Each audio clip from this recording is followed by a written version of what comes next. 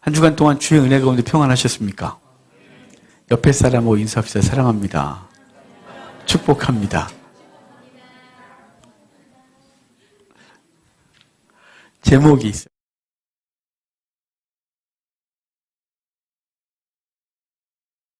갈라디아서를 계속 보고 있거든요. 지난주 걸 잠깐 생각해야 오늘 이어지는 그러므로라는 말이 시작됐으니까 앞에 있는 얘기를 알아야 그러므로가 또 이해가 되지 않겠어요. 앞에 15절부터가 이래요. 형제들아 내가 사람의 예대로 말하노니 사람의 언약이라도 정한 후에는 아무도 폐하거나 더하거나 하지 못한다 그랬어요.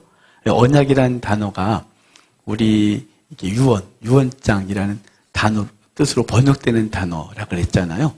그래서 히브리어는 베리트, 그리고 신약의 헬라어는 디아데케. 그래서 일방적인 언약, 일방적인 약속을 말할 때 그런다 그랬어요. 그러니까 우리 인간사에서도 유언은 변개하지 못하듯이 하나님께서 우리에게 맹세로 언약하신 것이 있는데 그것은 변개되지 않는다.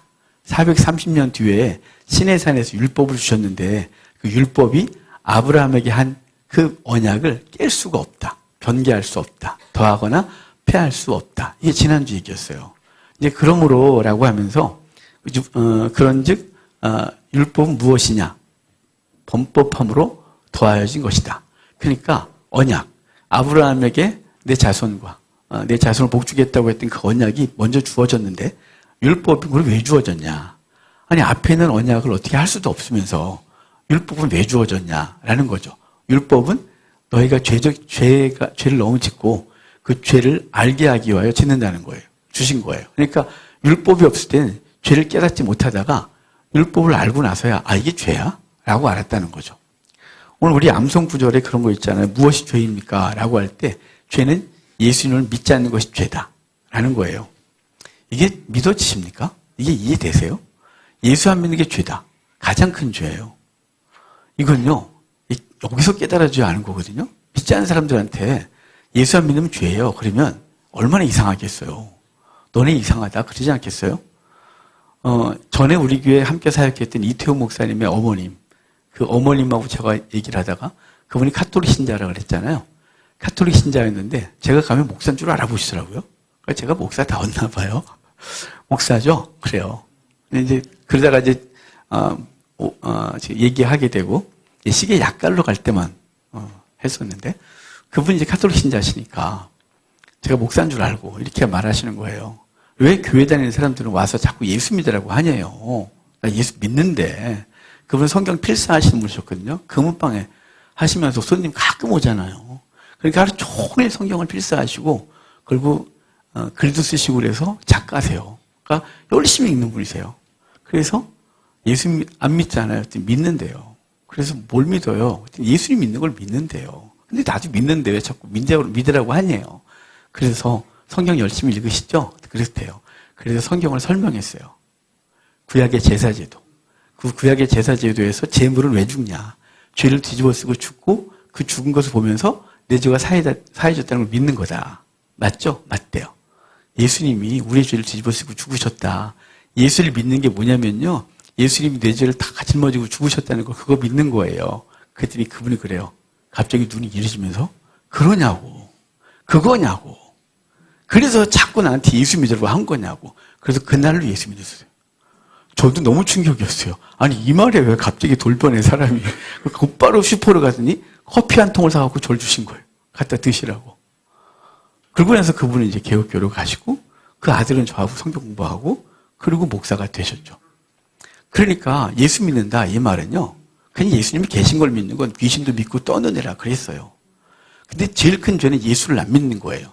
왜 예수 안 믿는 게 제일 큰 죄냐? 살인보다, 간음보다, 도둑질보다 더 큰 죄냐? 그것은요. 예수를 안 믿으면 그 죄가 그냥 있는 거예요. 자기에게. 그러니 그 죄의 형벌을 당하는 거죠. 예수 믿는다 이 말은 예수를 믿는 것은 그분이 내 모든 죄를 담당하시 죽으셨고 그분이 죽으셨기 때문에 난 더 이상 죄가 없다는 걸 믿는 거예요. 그래서 예수 안 믿는 게 가장 큰 죄고 예수 믿는 게 가장 큰 의인 것이에요. 이게 우리 속에 믿어져야 우리가 신앙생활하는데 의미가 분명해지거든요. 이걸 놓치면 교회는 종교생활하는 거예요. 열심히 와서 종교생활하고 마음에 평안을 얻고 막연하게 나 천국 갈 수 있겠지. 이런 생각하는 거죠.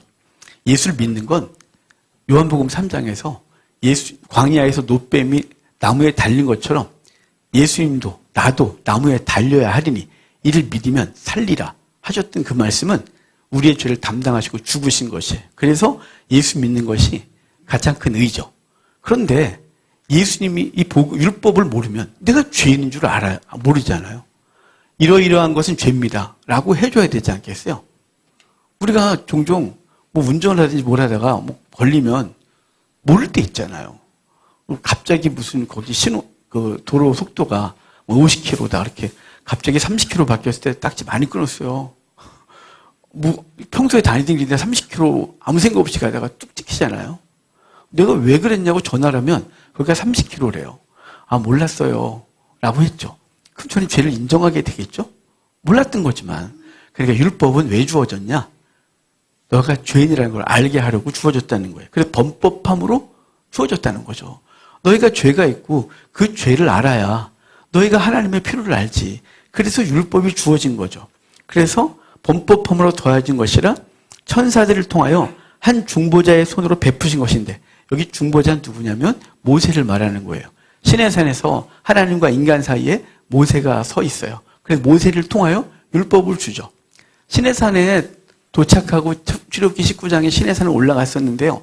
하나님의 소리가 너무 크고 웅장하니까 산 밑에 있던 사람들이 너무 무서웠어요. 그래서 20장에 보면 십계명을 다 설명하고 나니까 그 백성들이 이렇게 말해요. 제발 하나님이 직접 말하지 않게 해라. 너무 무섭다. 죽을 것 같다. 그러니까 네가 대신 얘기를 해라. 그래서 그때부터 모세는 중보자가 돼요. 하나님의 말씀을 전달하게 되죠. 하나님의 율법을 받고 그렇게 할래? 오케이. 빗 뿌려서 언약하고 하나님과 관계를 다시 가고. 그래서 율법은 중보자가 있었어요. 그리고 약속하신 자손이 오시기까지 있을 것이다 그러잖아요. 예수 그리스도가 올 때까지 율법은 유효한 거예요. 근데 유효하다는 말이 이게 예수님이 오시면 율법은 사라진다는 뜻이 아니고 율법은 어떻게 되느냐? 완성이죠. 나중에 좀 설명을 드릴게요. 자, 20절 봅시다. 20절 같이 읽어볼까요? 그 중보자는 한 편만 위한 자가 아니라 하나님은 한 분이시니라. 이 구절이요. 성경 중에 난해 구절 중에 난해 구절이에요. 그래서 이 구절을 해석한 게 약 250구절 정도 돼요. 신학계에서 이게 뭐다? 라고 한 게 한 250개 정도 된다는 거예요. 이 구절이 뭐 이렇게 대단하다고 이렇게 복잡하고 그랬을까? 여기요. 그 중보자는 한 편만 위한 자가 아니라 하나님은 한 분이시니라. 대체 이게 뭔 소리야? 라고 느낌이 오시지 않으세요? 아무 생각 없이 읽으셨나요? 저도 이걸 읽으면서 전 성경 읽다가 이게 대체 무슨 말이야? 아니 왜 이렇게 번역을 한 거야? 그래서 막 정신이 하나도 없어요. 논리적으로 이해를 하려고 해도 안 될 때가 많아요. 이 본문은 더 그래요. 그러니까 250개 정도의 해석이 있고 번역이 있다 그랬죠. 학자들마다 지지하는 게 다 달라요. 그래서 여러 성경을 보다가 여러분에게 그 중에 하나를 소개해야 되는 게 제 의무 아니겠어요? 지금 여기 신학교도 아닌데 그게 이런 뜻이고 이게 여기서부터 어디까지고 뭐 이런 얘기 할 건 아니니까 현대인의 성경이라고 번역본이 있는데요. 거기 이렇게 번역해놨어요. 그러나 중죄인을 필요로 했던 율법에는 두 당사자가 있어야 했지만 약속하는 데는 하나님 한 분이면 됩니다. 그러니까 어떤 걸 계약할 때는 A, B라는 사람이 있고 거기 중개자가 있어야 된다는 거죠. 부동산 계약할 때 집주인 있고 세입자 있고 부동산 업자가 가서 도장 찍어요 라고 하는 게 있었단 말이에요. 그런데 언약에는 여기 이제 약속하는 데는 하나님 한 분이면 된대요. 자, 지금 중보자가 필요 없어요. 내가 너한테 뭐 줄게. 약속이면 됐다는 거죠. 이것처럼 하나님은 한 분이다. 이게 무슨 얘기를 할 거냐면요. 그 율법은 그 중보자가 있어야 되고 그 중보자를 통하여 그것이 전달되어지고 그리고 계약 도장 찍고 상호간에 도장을 찍어야 되는 이런 것이 있지만 약속은 상호간에 할 게 없고 한쪽에서 일방적으로 하면 되는 거야 라고 하는 거예요. 우리 지난주에 봤던 구절 중에 아까 설명드렸듯이 언약이란 단어가 있었다 그랬잖아요. 거기 15절에 형제들아 내가 사람의 예대로 말하노니 사람의 언약이라도 라고 할 때는 디아데케 또는 메리트, 그래서 일방적인 약속을 말할 때요. 언약하는 거죠. 근데 그것도 도장을 찍은 거예요. 하나님이 일방적으로 통과했죠. 창세기 15장에. 근데 그 뒤에 보면 16절에 이 약속들은 그래 있잖아요. 이 약속이라는 단어가 에판겔리아라는 헬라어인데요. 이게 선포하다, 선언하다 뭐 이런 거예요. 그러니까 일방적으로 그냥 말하고 끝난 거예요. 상대가 뭐 받아들이든 받아들이지 않든 내가 어떻게 하든 상관없이 그분이 말했고 그 약속은 하신 그분이 지키는 거예요.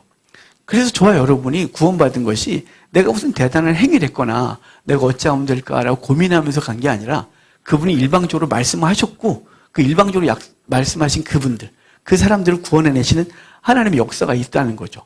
그러니까 이 중보자는 두 사람 사이에서 있어야 되지만 약속하는 데는 그런 게 필요 없다. 하나님 우리에게 약속했다는 거예요. 선언했다는 거예요. 내가 너를 구원하리라 라고 선언한 거예요. 나와 상관없이. 그분이 일방적으로. 이해가 되셨습니까? 그 얘기를 오늘 하고 있는 거죠. 자, 21절로 연결해서 볼까요? 21절 봐요. 그러면 율법이 하나님의 약속들과 반대되는 것이냐? 결코 그럴 수 없느니라. 만일 능히 살게 하는 율법을 주셨더라면 의가 반드시 율법으로 말미암았으리라. 율법과 믿음이 이게 서로 싸우냐? 반대되냐? 그렇지 않다. 율법이 어떻게 그럴 수 있느냐? 둘 다 귀하고 선하다는 거예요. 자, 이 얘기를 좀 보도록 합시다. 우리 마태복음 한번 볼까요? 성경을 피셔야 돼요. 마태복음 5장. 신약 성경 맨 앞에 있으니까 헤매지 않으실 줄 알고요. 마태복음 5장 17절 봐요. 마태복음 5장 17절. 피셨으면 한번 같이 읽어볼까요? 내가 율법이나 선지자를 폐하러 온 줄로 생각하지 말라. 폐하러 온 것이 아니요 완전하게 하려 함이니라. 마태복음 5장, 6장, 7장은 산상수훈 그러거든요. 하나님께서 주의 백성들을 향하여 말씀하시고 그들은 어떻게, 어떤 존재이며 어떻게 살아야 되는지를 얘기를 하는 게 5장, 6장, 7장이에요. 근데 5장 시작하면서 우리 심령이 가난한 자는 복이 있나니 그랬는데 오늘은 그렇지 않고요. 복이 있다. 너 심령이 가난한 자요. 천국이 너희 것이다. 그랬거든요. 그러니까 우리는 내가 가난해져야 돼요. 누가복음 6장에서는 평기복음에 나오는데 가난한 자는 복이 있다 그래서 심령이 가난한 거고 가난한 것을 그냥 동격했어요. 그러니까 우리가 가난해지면 복이 있고 복이 있으면 천국을 얻는다? 이렇게 되는 거잖아요. 우리 번역은. 근데 그렇지 않아요. 시작이 하나님이에요. 하나님께서 복을 주셨어요. 우리가 복을 받았고요. 복을 받았기 때문에 우리의 심령이 가난해진 거예요. 하나님 앞에서 내가 가진 세상의 지위와 돈과 그 어떤 것과 상관없이 난 그분 앞에서 은혜의 가난한 자가 돼요. 그러면 천국을 얻는 것이죠.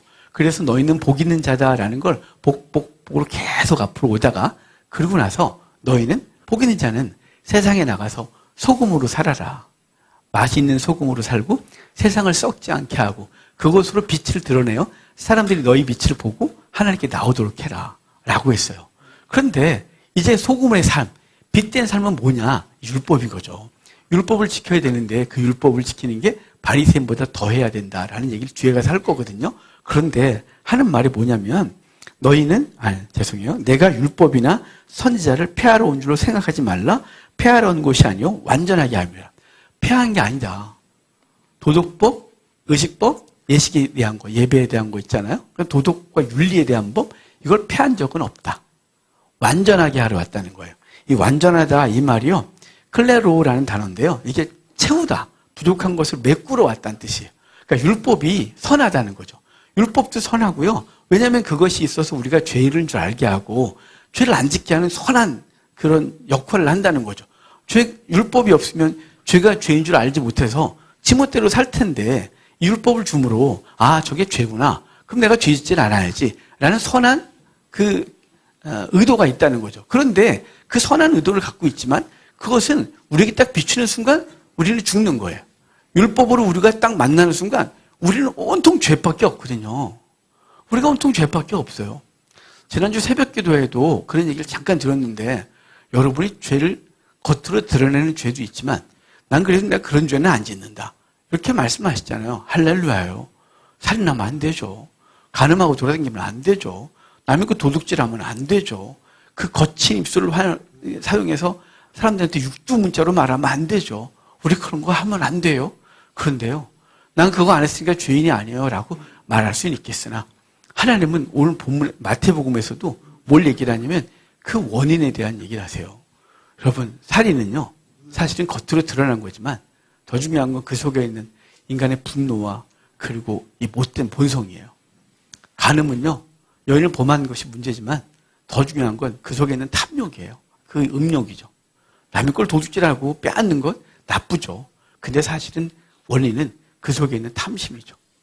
바로 그 모든 것이 우리 속에 있고, 그래서 그것을 자기는 감추고 있고 훈련된 경건함으로 그것을 드러내지는 않지만 하나님의 율법이 딱 오면 그 강력한 빛 앞에 내 속에 있는 모든 것들이 끄집어 나오면 우리가 얼마나 더럽고 추한지를 알게 되는 거예요. 그래서 감히 내가 어떻게 하나님 앞에 설 수 있나, 이런 존재가 되는 거죠. 그러니까 율법은 그런다는 거예요. 그런데 율법으로는 우리의 의를 만족시킬 수가 없는 거죠. 우리에게 구원을 줄 수가 없는 거예요. 부족한 거예요. 그래서 율법을, 주님이 오신 이유가 뭐라고요? 율법을 채우려 합니다. 율법이 다 채우지 못한 것, 그것을 뭔가를 완성시키는 거예요. 그것이 뭐냐면 예수 그리스도가 우리가 하나님 앞에 공의를 만족시켜야 되는데 우리의 의가 온전치 못해서, 우리가 하나님 앞에 부족해서 늘 미치지 못하는 거예요. 아무리 애쓰고 아무리 몸부림을 치고 고행을 하고 선을 많이 베풀고 재산을 다 팔아 구제해도 우리 속에 있는 죄가 하나님 앞에 이르지 못하게 하는 거예요. 그 이르지 못하게 하는 그 부족함을 뭐가 채워요? 예수 그리스도의 보혈이 그 모든 것들을 대속하시고 하나님 앞에 나아가게 하는 것, 그것이 은혜인 거죠. 율법은 선하나 율법이 우리에게 구원을 줄 수가 없어요. 그래서 예수 그리스도가 오신 거죠. 그래서 그리스도의 때까지라는 거예요. 오늘 본문에 보면 약속하신 자손이 오시기까지 그랬잖아요. 율법은 그런 복음과 반대되냐? 그렇지 않다. 율법은 우리에게 죄를 깨닫게 하고 그 자기가 어떤 존재인지를 알게 하고, 그러고 나면 그 부족한 부분을 누굴 통해서만 채울 수 있느냐? 예수 그리스도밖에 없다는 걸 알게 하고 그분을 만날 수밖에 없는 것이죠. 자, 그러면 22절, 23절 같이 볼까요? 22절, 23절이에요. 그러나 성경의 모든 것을 죄 아래에 가두었으니 이는 예수 그리스도를 믿음으로 말미암는 약속을 믿는 자들에게 주려 함이라. 믿음이 오기 전에 우리는 율법 아래 매인 바 되고 계시될 때까지, 믿음의 때까지 갇혔느니라. 24절도 같이 봅시다.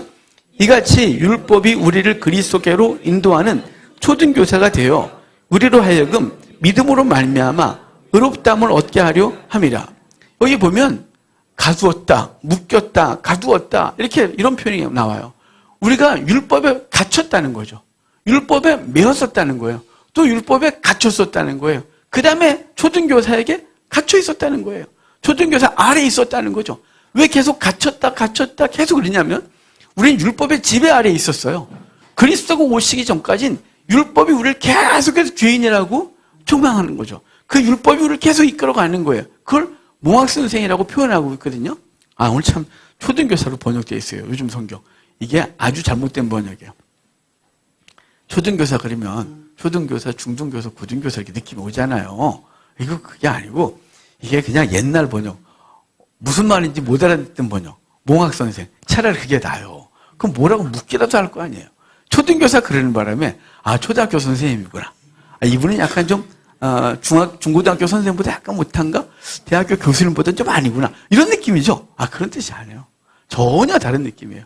이 몽학 선생, 바이다 고고세라는 헬라어는요, 주인집 도련님을 그 종이 선생님한테까지 데려다 주는 거예요.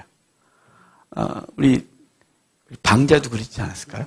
이몽룡서 도련님을 선생님께 서당 선생님께 인도하는 그거. 그리고 또 삶을 사는데 아직 어리니까 그런 거 아니에요. 그러면 안 되는 거예요. 이렇게 놀면 안 되죠. 뭐 흙바닥에 막 놀면 그러면 안 되는 거예요. 율법이란 사람이 몽학 선생인데 이 어릴 때 삶을 가르치고 그리고 선생님까지 인도하는 존재가 몽학 선생이라는 거예요. 율법의 역할이 그거다. 이렇게 말하는 거거든요. 근데 성인이 되고 나면 이제 도련님이 성인이 되면 더 이상 몽학 선생은 이 도련님에게 이래라 저래라 할 수가 없는 거죠. 거꾸로 율법을 뭐라고 하겠죠? 그만해라. 시끄러. 뭐 이렇게 하겠죠. 자, 몽학 선생은 역할이 거기까지라는 거예요. 스승에게까지 인도해 주는 역할. 그게 몽학 선생인데, 자, 이 그림자가 구약에 있어요. 구약에 보면요, 이스라엘 백성들이 애굽에 있을 때 그들이 살려달라고 부르짖잖아요. 살려달라고 부르짖으니까 하나님께 그 부르짖음이 상달돼요. 하나님은 모세라는 사람을 선택해서 보내죠. 그래서 모세가 그 백성을 이끌고 데리고 나와요. 데리고 나왔는데 그가 광야에서 38년, 그러니까 시내산에서 1년, 광야에서 38년, 그리고 이제 가데스 바네아에서 느보산까지 가고 모압 평지에서 요단강 건너가야 되는데 거기서 못 건너가죠. 모세는 끝이에요. 왜냐하면 가데스 바네아에서 그 39년째, 출애굽하고 39년째 물 사건에서 반석을 명하여 물을 내라 하는데 모세가 반석을 2번이나 치죠. 우리가 너희를 위하여 물을 내라 그리고 반석을 2번 치고 물은 콸콸콸 쏟아졌지만 하나님께서 이렇게 말씀하셨어요. 너희가 내 영광을 드러내지 않았다. 너희는 내 백성을 이끌어 들이지 못하리라. 너 못 들어가가 아니에요. 모세 못 들어가는 게 목적이 아니고요. 너는 내 백성을 이끌어 들이지 못하리라. 모세는 세상에서 끄집어 나왔지만 그리고 그를 통하여 율법을 줬지만 그 모세는 더 이상 그 백성을 가나안까지 데리고 들어가는 존재가 못 되고 그래서 느보산 앞에 모압 평지에서 모세의 권위를 여호수아에게 넘겨주고 여호수아가 그 백성을 이끌고 요단강을 건너 들어와요. 바로 모세는 율법을 상징하고요. 그 후계자 여호수아, 그의 이름은 예수아. 예수아는 복음이에요. 그래서 그가 우리 이끌고 요단강을 건너 들어가는 거죠. 그래서 예수님이 세례 받으실 때 나사렛에서 자라셨는데 그분이 유대 땅에서 세례를 받는 게 아니라 요단강 건너편, 지금 요르단 땅에 와서 세례를 받으세요. 바로 모압 평지. 모세가 여호수아에게 모든 걸 인계했던 그 땅, 그곳에서 예수님이 세례를 받으시고 그리고 요단강 건너 들어와 본격적으로 구원의 사역을 감당하시는 거예요. 그게 구약의 그림자였던 거죠. 마찬가지로 이게 율법, 우리의 도덕법이 그랬다면 우리의 제사법, 의식법, 그러니까 성전에서 예배하고 짐승 잡아 드리고 이 모든 예식법도 완성됐어요. 맨 처음에 그것을 받은 사람이 아론이었죠. 아론의 이름의 뜻이 총명함이에요. 총명해요. 그런 이런 것들 갖고 하는데 그도 마찬가지로 물 사건 이후에 그는 그의 아들에게 다 넘겨요. 그의 아들이 엘르아살이거든요. 엘르아살의 뜻이 뭐냐면 하나님께서 도우셨다 이런 뜻이에요. 그러니까 그의 총명과 지도력이나 이런 게 아니라 그 모든 것도 하나님의 도우심을 가지고 여호수아도 엘르아살도 하나님의 도우심과 예수님은 여호와는 구원자시다라는 이름을 가지고 있는 자들이 그 백성을 이끌고 요단강 건너 들어와서 가나안 땅을 주시는 거예요.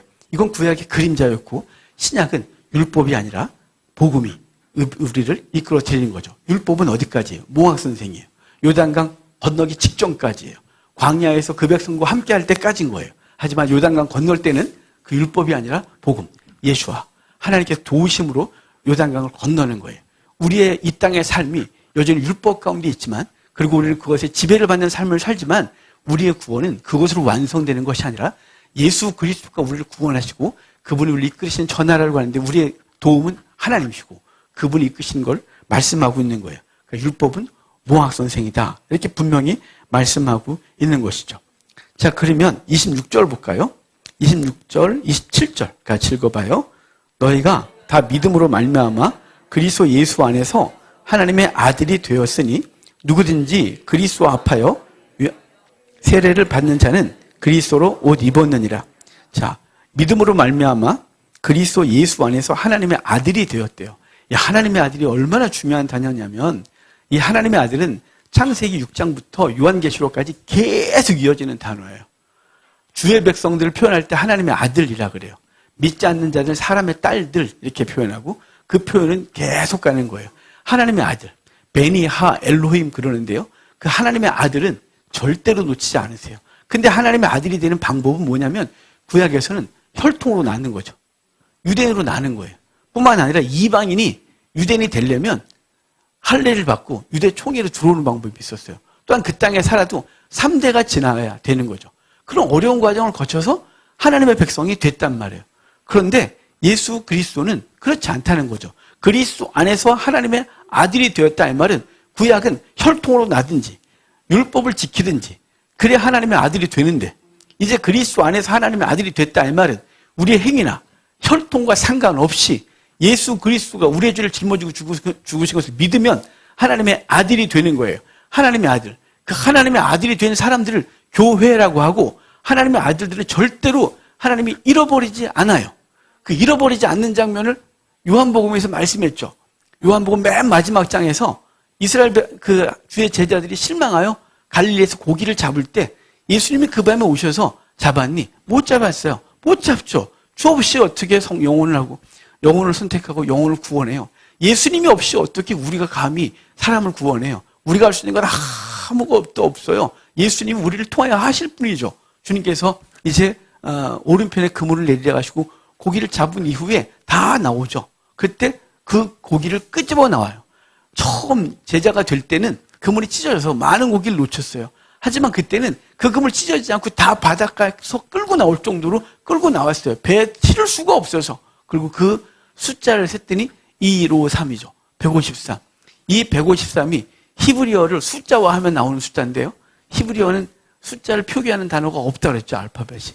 알렙, 베트, 김멜, 달렙 그러는데 알렙은 1이고 베트는 2고 이렇게 돼서 그 사람의 그 알파벳을 더하면 그 사람의 숫자 값이 나온다고. 그래서 다윗은 14하고 뭐 이렇게 되는 거예요. 근데 153은 대체 뭐냐? 153은 베니하 엘로힘 그래서요. 하나님의 아들들이라는 뜻이에요. 하나님의 아들들은 절대로 놓치지 않아요.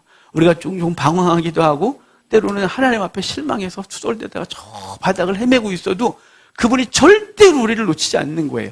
당신의 백성들, 하나님의 아들들은 놓치지 않아요. 근데 하나님의 아들은 내가 된 것이 아니라 예수 그리스도의 보혈로 됐고 보혈로 된 그들을 절대 놓치지 않아요. 왜냐하면 우리는 예수 그리스도의 보혈의 값으로 산 존재 됐거든요. 어떻게 아까워서 놓쳐요, 그걸. 어떻게 아까워서 그냥 포기를 해요. 절대 포기 못하죠. 그래서 하나님의 아들이 되었고 하나님의 나라를 유업으로 얻는 존재가 되었다. 이렇게 표현하고 있는 거예요. 자, 거기 29절 같이 읽고 28절, 29절 같이 봐요. 너희는 유대인이나 헬라인이나 종이나 자유인이나 남자나 여자나 다 그리스도 예수 안에서 하나이니라. 너희가 그리스도의 것이면 곧 아브라함의 자손이요 약속대로 유업을 이을 자니라. 하나님의 나라를 유업으로 얻는 자 됐다. 하나다. 우린 다 성도, 하나님의 아들이라는 신분으로 하나다. 그리스도 예수 안에서 믿음으로 말미암아 하나 됐다. 이렇게 말하는 거예요. 하나다. 하나님도 한 분, 성령도 한 분, 교회도 하나, 우리 모두가 다 하나님 안에서 하나 된 존재. 그리스도의 의로 옷을 덧입은 존재. 그런 존재가 되었다는 사실을 늘 잊지 마셔야 돼요. 그래서 우리가 이 땅을 사는 동안 먼저는 주께서 우리를 구원하신 은혜에 감사해야죠. 우리같이 못난 것을 구원하신 하나님의 은혜가 얼마나 커요. 그래서 이제 우리는 어떻게 살아야 되느냐? 우리도 주님의 눈을 갖고 살아야 돼요.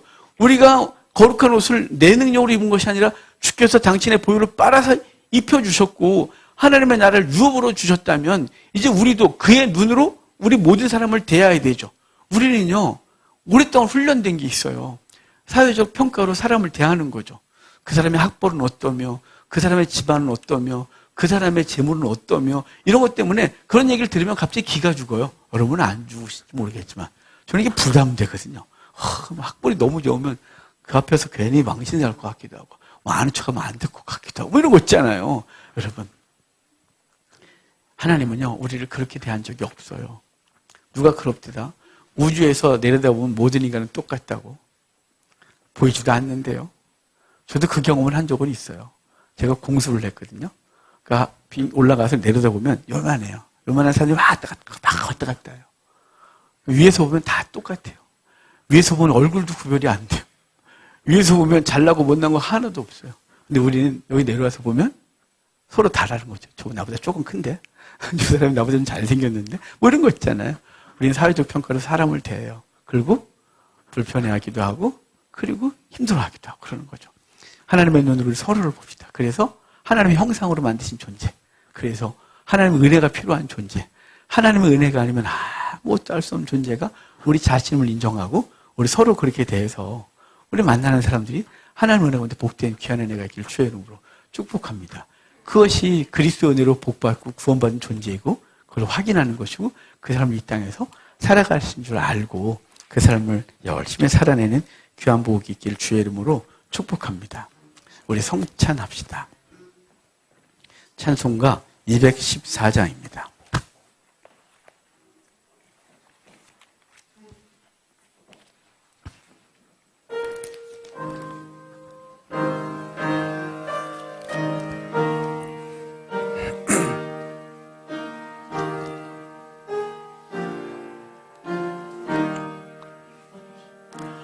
나 주의 도움 받고자 주 예수님께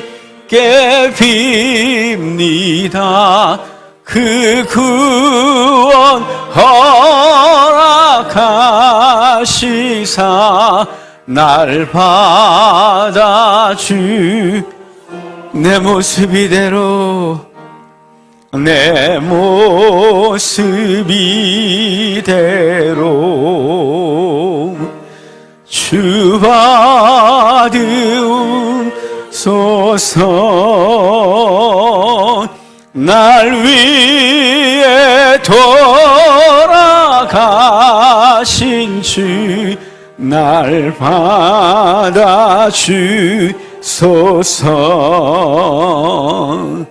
큰 죄에 빠져 영죽을 날 위해 피 흘렸으니 주 형상대로 비주사 날 아멘. 내 모습 이대로 내 모습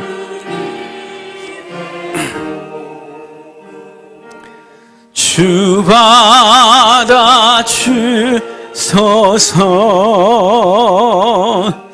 날 위해 돌아가신 주 날 받아주소서.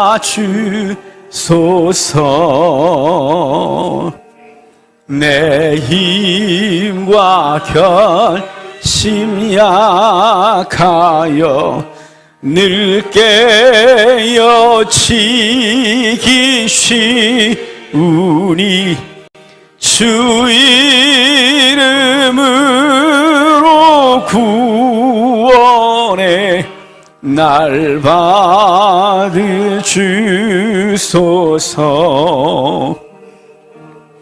내 모습 이대로 주 받아주소서.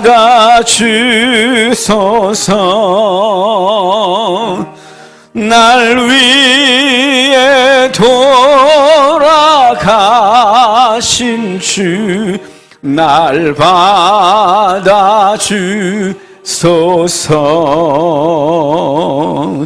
내 주님 서신 발 앞에 나 꿇어 엎드렸으니 그 크신 역사 이루게 날 받아주 내 모습 이대로 내 모습 이대로 하매 주 받아주소서.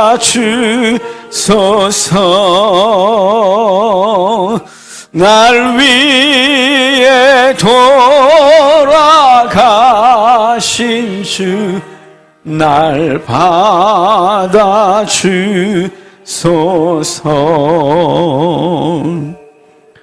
아멘.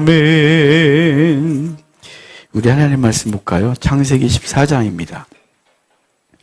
창세기 14장 17절부터 20절까지입니다. 창세기 14장 17절부터 20절입니다. 제가 읽어드리겠습니다.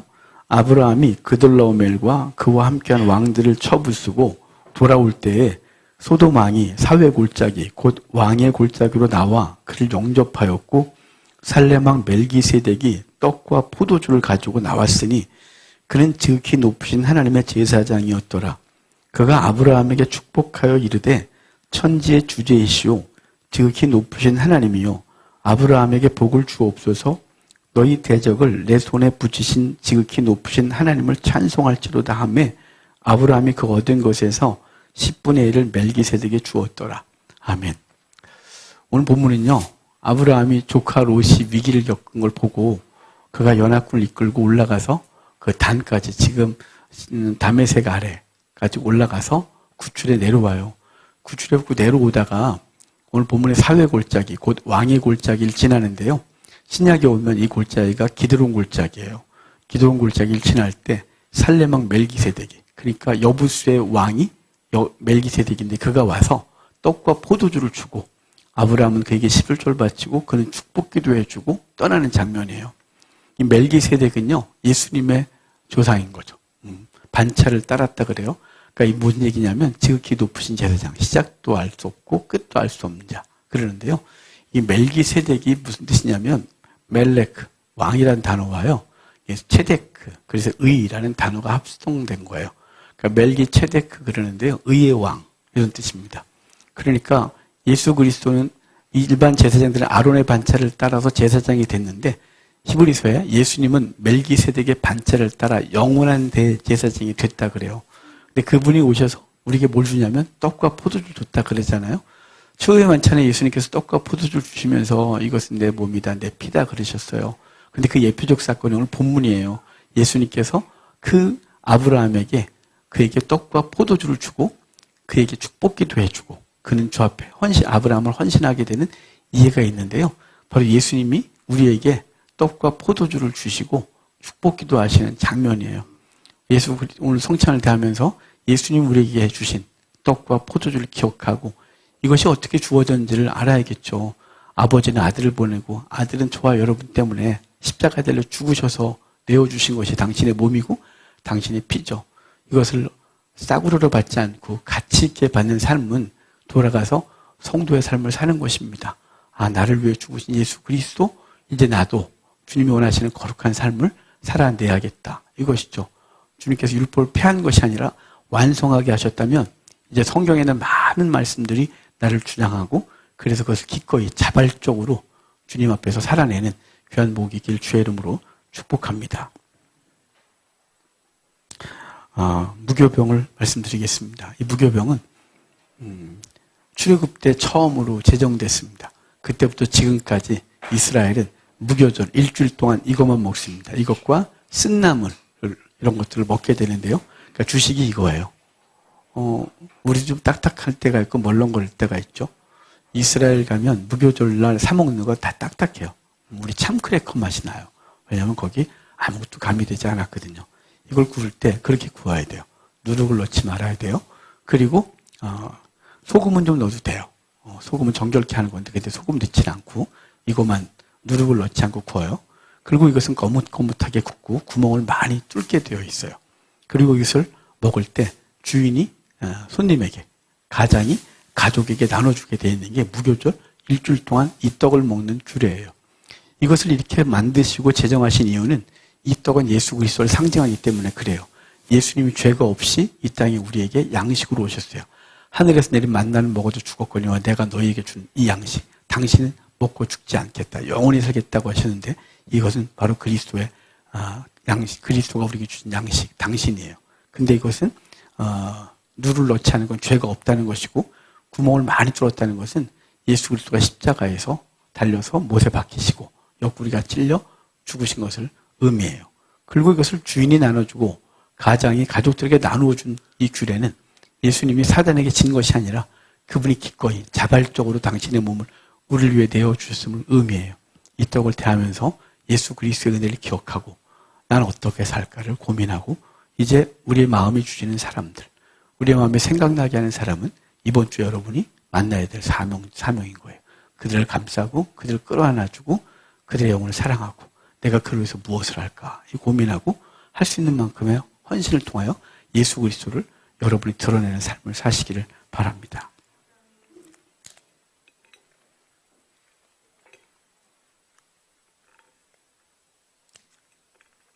우리 떡을 듭시다. 떡을 하나씩 들고 우리 하나님 앞에 기도합시다. 주님, 내게 당신의 몸을 주셔서 감사합니다.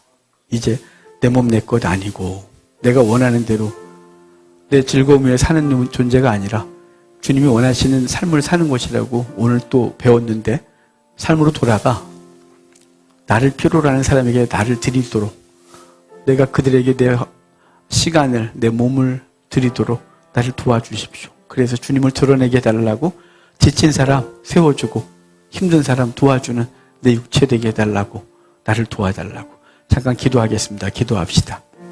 주님 감사합니다. 오늘 주님께서 은혜를 주시고 이 예배를 드린 것으로 만족하지 않고 성찬을 대하면서 난 대체 어떻게 살아야 되나? 나는 돌아가서 어떻게 해야 되나? 나와 함께하게 한 사람들을 어떻게 사랑해야 되나? 생각하게 하셔서 감사합니다. 하나님, 날 도와주십시오. 기꺼이 내 몸을 들여 그를 살리게 하옵소서. 주님이 살리라 하셨사오니 그 삶을 살아가게 하옵시고 우리의 삶이 예수님을 닮아가고 주님을 대신하여 주의 뜻을 이루는 우리의 몸이 되게 하옵소서. 하나님 감사합니다. 오늘도 우리에게 예배드리게 하시고 돌아가는 우리에게 성찬을 통하여 결단하게 하셔서 감사합니다. 주님이 나 같은 우리의 몸을 주셨는데 우리는 이성으로 너무 잘합니다. 모태신앙은 더합니다. 그냥 너무 뻔하게 들리는 얘기라서 이제 감동도 감격도 별로 없습니다. 하지만 주님, 오늘 우리의 마음속에 생각나게 한 사람, 그 사람을 주님께서 사랑하시는 사람인 줄 알고 가서 그를 위하여 시간을 보내고 그를 붙들어주고 그를 용서하고 그를 끌어안아주고 나를 대신한 네가 그에게 가라고 하신 줄을 알고 우리가 가기를 원하오니 주여 나를 도우셔서 주의 뜻을 이루시기를 간절하고 죽은 영혼 살려내고 지치고 힘든 영혼 세워 하나님의 백성 되게 하는데 이번 주 나를 사용하여 주옵소서. 감사합니다. 예수님의 이름으로 기도합니다. 아멘. 주님의 몸입니다.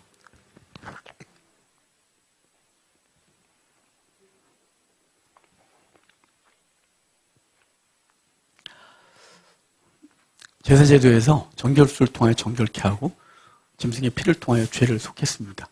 예수님께서는 십자가에서 피를 흘리시고 옆구리에 물을 다 쏟아 우리의 허물을 씻으시고 용서했습니다. 그래서 우리가 잘 아는 요한계시록 7장에 우리가 입은 옷은 예수님의 옷으로 예수님의 피로 빤 옷이다 했습니다. 이제 우리도 돌아가서 우리 만나는 사람들의 죄를 씻어주고 그들의 허물을 용서하는 우리의 정말 진액을 다 뽑아서 그 일을 하는 마음으로 우리 주변 사람을 살려내는 귀한 복이 있기를 주의 이름으로 축복합니다.